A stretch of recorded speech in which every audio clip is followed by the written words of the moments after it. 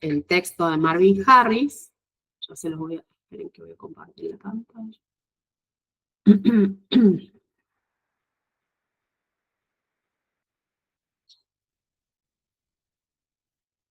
Es el texto de Marvin Harris, Bueno para comer.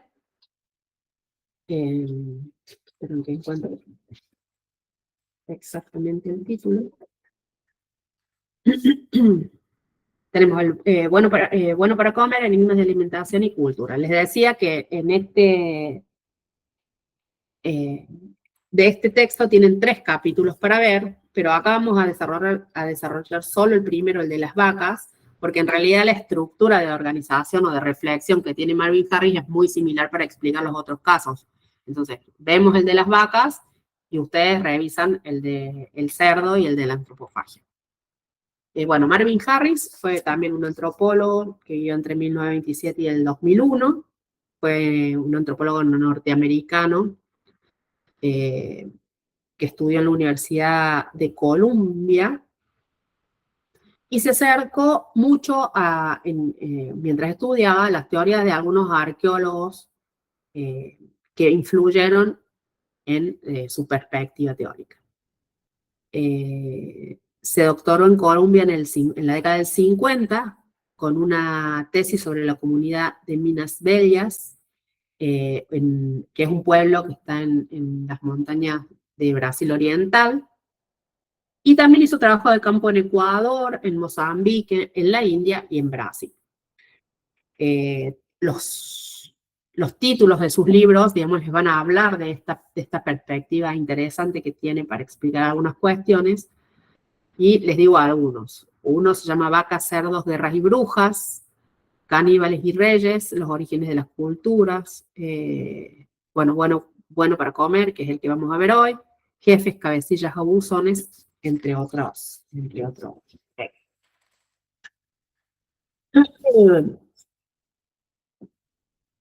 Marvin Harris pertenece a una corriente que se denominó materialismo cultural. Esa corriente se va a caracterizar por dar prioridad a las condiciones y los procesos materiales en tanto fenómenos explicativos de lo que ocurre a nivel sociocultural. Va a decir que los sistemas socioculturales siguen un patrón universal que tiene determinados rasgos. Por un lado va a decir, todas las sociedades tienen que hacer frente al problema de la producción. Además, todas las sociedades deben asegurar la reproducción de su población. Y, en tercer lugar, todas las sociedades deben asegurar orden en las relaciones entre los grupos que le integran, entre los individuos que le integran y con otros grupos. Para explicar los fenómenos, ese que ven ahí es Marvin Harris, esa es una de las tapas de su libro, hay muchas de las tapas de este libro diferentes. Y va a decir que para explicar los fenómenos socioculturales hay que darle prioridad a teorías que hacen hincapié en la infraestructura, es decir, en los fenómenos tecnológicos, en los fenómenos ecológicos, en lo demográfico, y va a decir que lo simbólico y lo cultural está supeditado a eso que señalaba antes, a la infraestructura, a lo tecnológico, a lo ecológico y a lo demográfico. Todas sus explicaciones de estos tabúes alimenticios que vamos a ver hoy están explicados a partir de eso, de lo tecnológico, de lo ecológico y de lo demográfico. Eso es importante, digamos, como una ayuda a memoria para cuando, si les toca responder una pregunta vinculada a por qué está prohibida la vaca, por qué está prohibida el cerdo, o por qué existe la antropofagia o el canibalismo, digamos, acordarse de que lo prioritario para Marvin Harris es lo tecnológico, lo ecológico y lo demográfico, les va a servir para contestar, saber que tienen que contestar. Esta explicación tiene que ver con que Marvin Harris sostiene que la antropología tiene que buscar reglas generales o leyes generales que den cuenta de las semejanzas y de las diferencias de las diferentes sociedades. En los capítulos que tienen para leer en este libro, verán que él va a intentar explicar una serie de tabúes vinculados a la alimentación, como la prohibición de comer carne de vaca, la prohibición de comer cerdo para algunas comunidades o el canibalismo en otras, a partir de condiciones materiales específicas. Ahora vamos a ver específicamente qué puntos desarrolla Marvin Harris en relación a la prohibición de comer vaca en la India. Y la pregunta desde la que parte es, ¿por qué hay tantos animales malos para comer? Y empieza por el más clásico, que es la prohibición de matar vacas y consumir carne de vaca en la India. Esta prohibición incluso, va a decir, es llamativa porque está institucionalizada en la Constitución del país. Y dice, ¿qué es lo que parece irracional de este tabú? Es la existencia, en el momento que escribía, de 180 millones de vacas vagando por todos lados, cuando hay una población de 700 millones de habitantes en una situación de pobreza estructural. ¿Por qué no se come la vaca? Sí, digamos, la pobreza es tan grande en este país. Actualicé las cifras y encontré que ahora hay 300 millones de vacas dando vuelta por todas las ciudades indias y hay 1.400 millones de habitantes, también viviendo en la pobreza. Marvin Harris va a encontrar explicaciones para este tabú o esta prohibición que para él no son adecuadas. Una de esas explicaciones dice que la protección a las vacas y el no consumo de carne se pueden atribuir a la religión, el hinduismo particularmente, que pregona el culto a la vaca y a las partes de la vaca como eje central de su doctrina. Y el hinduismo considera que todo lo que proviene de las vacas es sagrado. Estas fotos que les puse acá son actuales de la India. Y va a decir que asociado a esa sacralidad de las vacas, digamos, hay una gran cantidad de rituales que lo muestran, como por ejemplo quemar estiércol de las vacas en los hogares y en los suelos, digamos, para purificarlas. Además, en la teología, digamos, en la teología hinduista, lo sagrado de la vaca se vincula a la transmigración de las almas. Para ascender al nirvana, que sería, digamos, el estadio máximo al que pueda acceder una persona, digamos, los seres humanos van pasando, no los seres humanos, los entes, no sé cómo decirlo, las almas deben ir ascendiendo por diferentes estadios o por diferentes escalas. Uno de los estadios superiores es ser una vaca. Entonces, esa es una de las explicaciones que para Marvin Harris no sería correcta para explicar el tabú. Otra de las explicaciones es que la vaca es un símbolo político. Y dice que las oleadas de desobediencia civil que terminaron con la independencia de la India en el año 1947 tenían como objetivo al Raj británico, al jefe de los colonos británicos, que mataba y consumía vacas. Y el Partido Nacional del Congreso, que asume tras la independencia de la India, tras estas oleadas de desobediencia civil, adoptan como logo a las vacas. De hecho, en las boletas para las elecciones, como había mucha gente que era analfabeta, para que supieran a quién tenían que votar, había un dibujo, en las boletas había un dibujito de la vaca donde la gente podía marcar. Pero Harris va a decir que ninguna de estas explicaciones es adecuada para entender este tabú alimentario. Iba a decir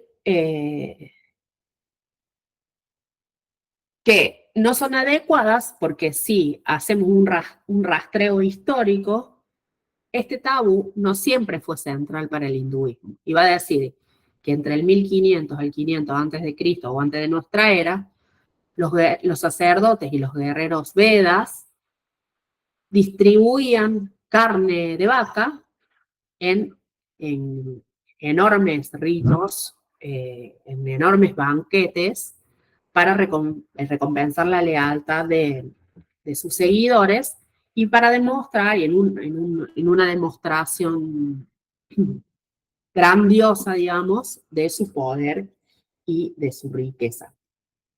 Esto se acaba cuando esos sacerdotes y guerreros védicos no pueden seguir manteniendo grandes cantidades de bovinos como reserva de riqueza. ¿Qué ocurre? Dice Marvin Harris. En ese entonces, en ese periodo histórico, va creciendo la población, se reducen los bosques, las tierras de pastoreo se convierten en tierras de cultivo, aparecen formas intensivas de agricultura y de explotación lechera, y Harris va a decir que esta transición obedece a una relación energética. Y acá empieza a aparecer esto de la infraestructura que les señalaba antes. Digamos. ¿Por qué? Porque si se limita ante un crecimiento acelerado de la población, si se limita el consumo de carne y aumenta la extracción de leche y el cultivo de mijo, hortalizas, trigo, lentejas, porotos, etcétera, se puede mantener una mayor cantidad de gente. Digamos, se puede mantener mayor cantidad de gente con otro tipo de calorías y proteínas para el consumo humano. Va a decir, mientras la población se mantuvo baja y no creció tanto, el ganado siguió pastando en tierras sin cultivar y ahí sí se pudo mantener la producción de carne per cápita en niveles altos. Pero cuando se extiende la población, crece la población, el ganado comienza a competir con los seres humanos por los recursos alimentarios. Y la carne se vuelve más costosa para ser distribuida, como lo hacían esos caciques o esos sacerdotes védicos, en sacrificios públicos o en banquetes públicos. Pero, ¿qué ocurrió? La casta, digamos, las castas más privilegiadas, estos sacerdotes védicos, estos guerreros védicos, siguieron consumiendo carne, pero las clases populares ya no.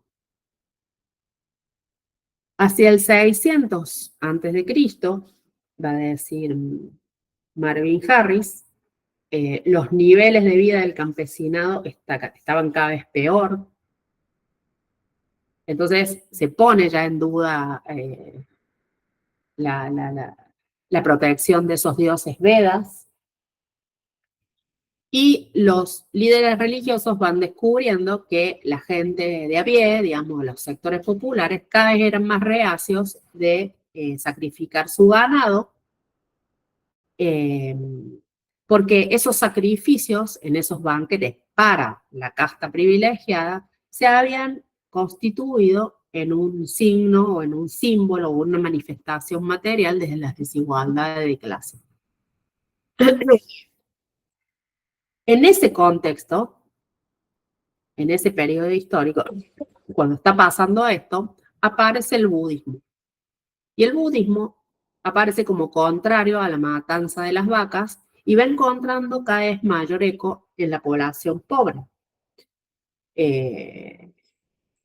Porque en una época en que la gente se moría de hambre y no quería sacrificar sus bueyes para dárselos a los caciques y a los sacerdotes védicos para que hicieran sus banquetes y se comieran la carne de ellos, porque necesitaban esos bueyes para arar las tierras, digamos, el surgimiento del budismo eh, pro, promulgando, digamos, esta prohibición o esta oposición a la matanza, digamos, bueno, encuentra terreno para que la gente se adhiera a esas ideas.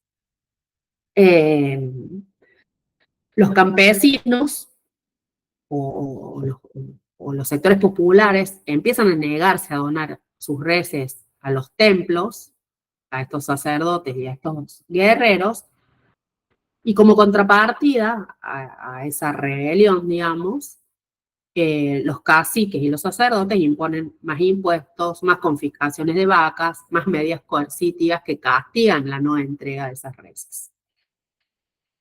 Esto genera, empieza, digamos, esto tiene como consecuencia dice Marvin Harris, una pelea de 9 siglos entre budistas e hinduistas por el dominio de las mentes y el estómago de la población india.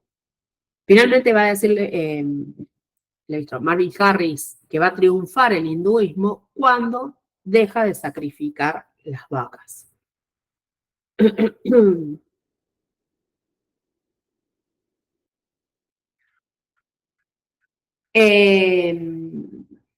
A partir de, digamos, del triunfo del hinduismo, cuando los brahmanes deciden dejar de sacrificar a las vacas, dejar de comer carne y adoptan ese principio de no matarlas, hace que, por un lado, la leche se convierta en el principal alimento ritual del hinduismo y la principal fuente de proteínas en el país.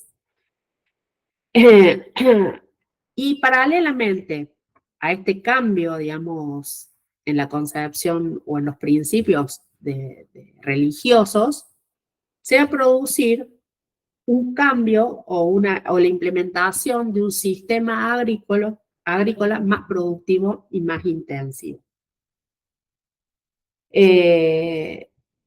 Estos cambios en el sistema de cultivos, digamos, se ven potenciados por la utilización de estas vacas, que si bien no se pueden comer, no se pueden matar, sí se pueden utilizar como animales de tiro, y son animales de tiro resistentes al calor, o sea, viven más, se pueden soportar esas condiciones extremas, soportan la sequía y consumen poco.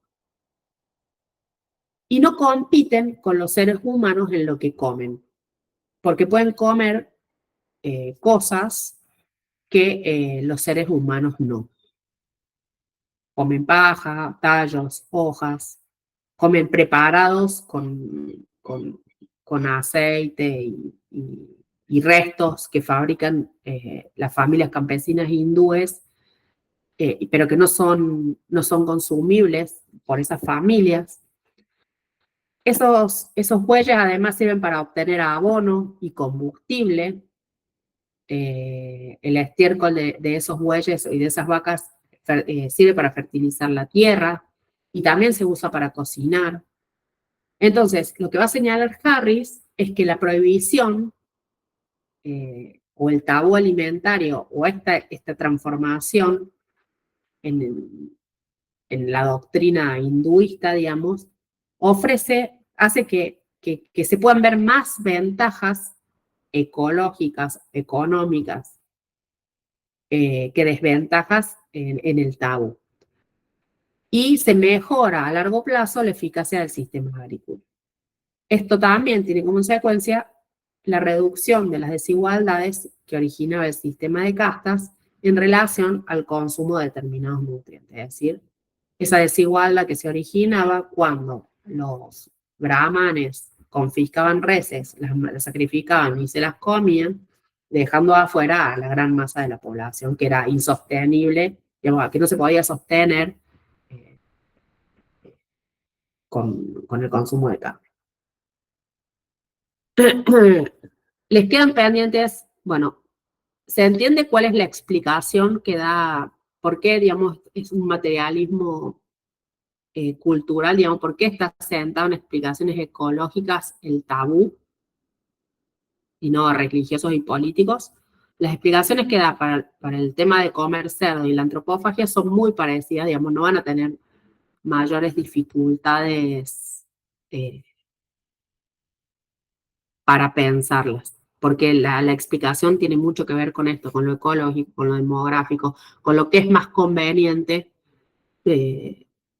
para los seres humanos. ¿Alguna pregunta?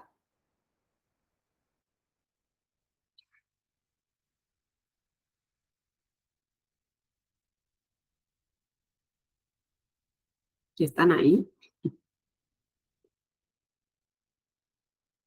Bueno,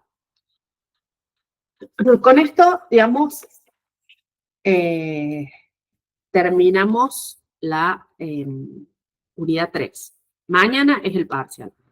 Vamos a repasar, esperen que abra el programa, qué textos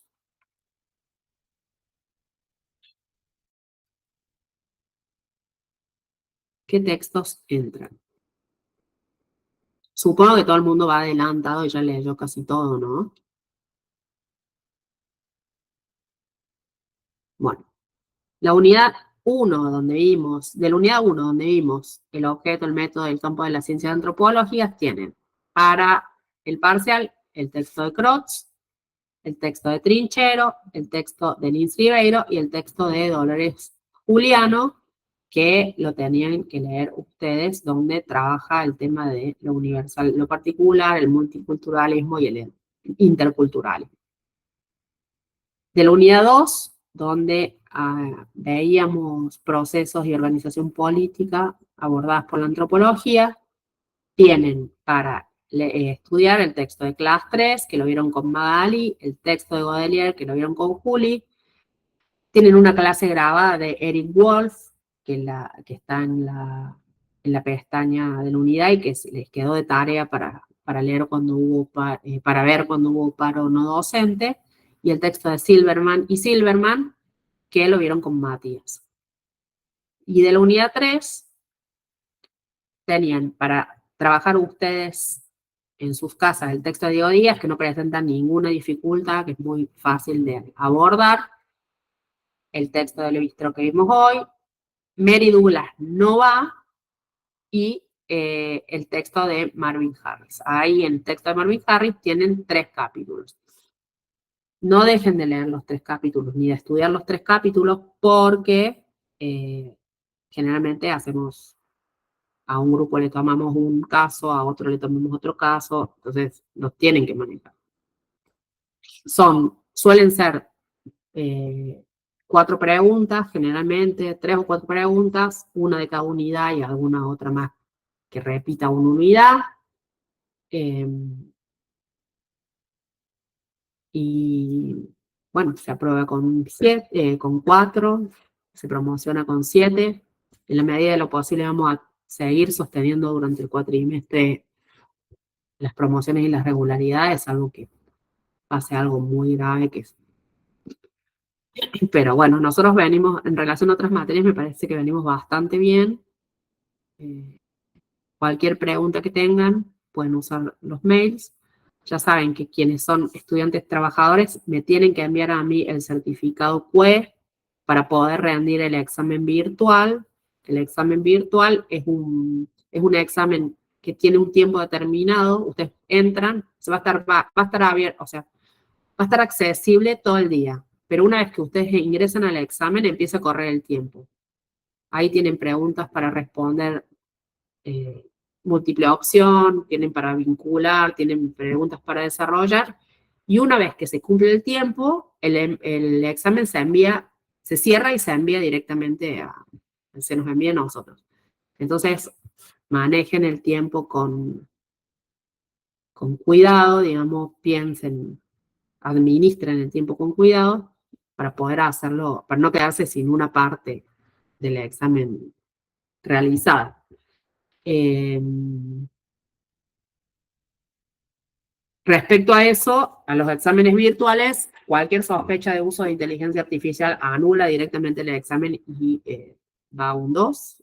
Eso se los decimos porque nosotros ya en otros años hemos identificado el uso de IA